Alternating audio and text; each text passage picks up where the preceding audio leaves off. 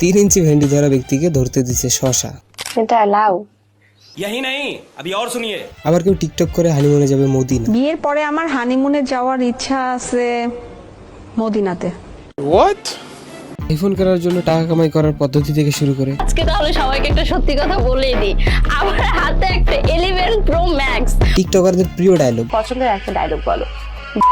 আরে এটা আবার ডায়লগ কি হবে, এটা তো গালি। তো যাই হোক, এমনই কিছু আমি মানে এগুলো নিয়ে কথা হবে আজকের ভিডিওতে। আগে ইন্ট্রোটা দিয়ে নিই। হে ব্রাদার, আসসালামু আলাইকুম and welcome back to our channel it's THP. কি পড়? পরীক্ষার আগের দিন শুধু রাত্রেবেলা পড়ি। ও 1 ঘন্টা প্রিপারেশন ওরকম।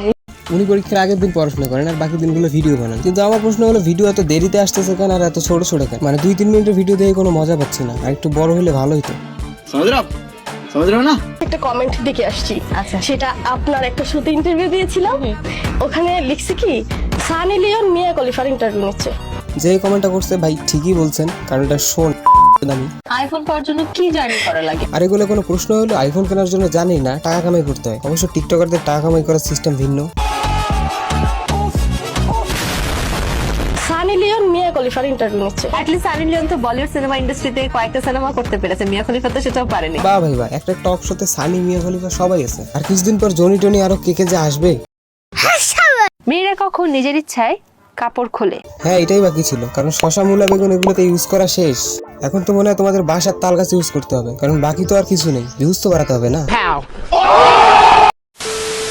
তো যাই হোক, এই ছিল আজকের মতো। এর থেকে বেশি দামি দেখে বেশি নিয়ে কথা বলা আমার পক্ষে সম্ভব না। ভিডিওটি ভালো লাগলে লাইক, কমেন্ট, শেয়ার এবং সাবস্ক্রাইব করো। পেজ থেকে দেখলে ফলো দিও, আর পারলে আমার ইউটিউব আইডিটা সাবস্ক্রাইব করে যাইও। ভালো থাকো, সুস্থ থাকো, আল্লাহ হাফেজ।